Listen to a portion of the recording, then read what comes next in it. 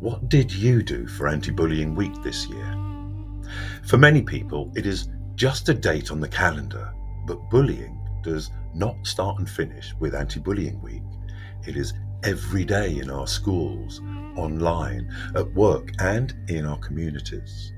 This week simply shines a spotlight on what is already there. During the second week of November, Actionwork travelled to schools across the UK with workshops and performances, inviting young people to unpack what bullying really is and what they can do about it. Because bullying is not just anything bad that happens to you. There are four foundations of bullying. First, pain. That pain can be physical, but it can also be psychological. Words, looks, exclusion. Second, repetition. The harm happens again and again.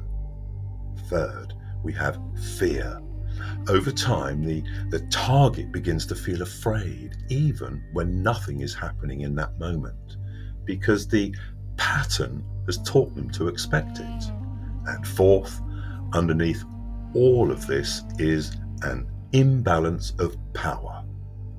The person doing the bullying may have more friends, more status, more money, or simply more confidence, and they misuse that power to cause harm. The signs can be subtle at first. Changes in mood, sudden flashes of temper, not wanting to eat, withdrawing from friends, self-harm. One sign on its own might not tell you much, but clusters and patterns are important. If you are concerned about your child or about a young person you work with, start with a safe, open conversation. Help them feel heard, believed, and supported.